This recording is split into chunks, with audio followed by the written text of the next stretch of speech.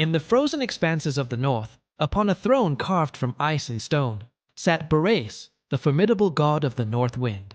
His gaze, as cold and piercing as the winter gales he commanded, was fixed upon the sun-drenched lands of Athens. It was there that his eyes found a singular warmth.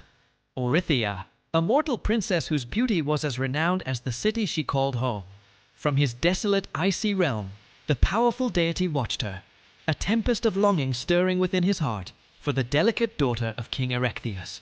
An obsession began to form, a chilling desire to possess the light that shone so brightly in a world far from his own. Determined to win her affection, Boreas attempted to shed his fearsome nature. He subdued the roaring blizzards and raging storms that were his essence, transforming them into gentle, whispering breezes. These soft winds would dance around Orithyia as she walked through the Athenian gardens, carrying the scent of distant pines and cool mountain air. He hoped these tender gestures would woo her, a soft caress from an unseen admirer. But Orithyia, a daughter of the warm south, was frightened by the inherent wildness she felt in his touch.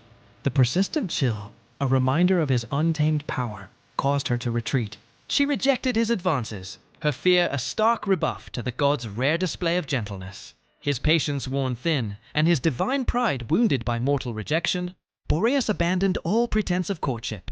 The god's unrequited love curdled into a furious rage, a tempest that mirrored the storm brewing within his soul.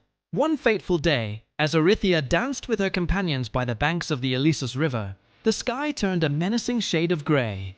Boreas descended from his mountain peaks, no longer a gentle breeze, but a ferocious, swirling vortex of wind and ice. He swept down upon the unsuspecting princess, his powerful grasp inescapable. Ignoring her cries of terror, he wrapped her in his cloudy cloak and carried her away from her sunny homeland, spiriting her north toward his cold and desolate kingdom. Orithyia was taken to the harsh, windswept lands of Thrace, a realm of perpetual winter that was a stark contrast to her vibrant Athens. Here, in a palace of glittering ice, she became the bride of Boreas. Though her life began in terror and abduction, Orithyia, now the queen of the north wind, showed a resilience that surprised even the god who had stolen her. She adapted to her new, cold existence, finding a strange and stark beauty in the frozen landscapes. Her warmth began to thaw the frost that clung to her husband's heart, and in time, her fear gave way to a complex form of acceptance and even affection for the wild god. Their union, born of storm and seizure, eventually bore fruit.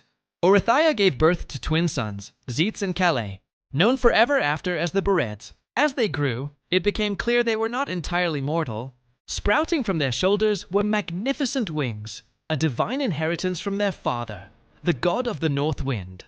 These wings were a permanent symbol of their mixed heritage, a fusion of their mother's mortal grace and their father's untamable celestial power. The birth of the winged Boreas cemented the strange and turbulent love story of the gentle princess and the ferocious god, their legacy forever etched in the winds that sweep across the world.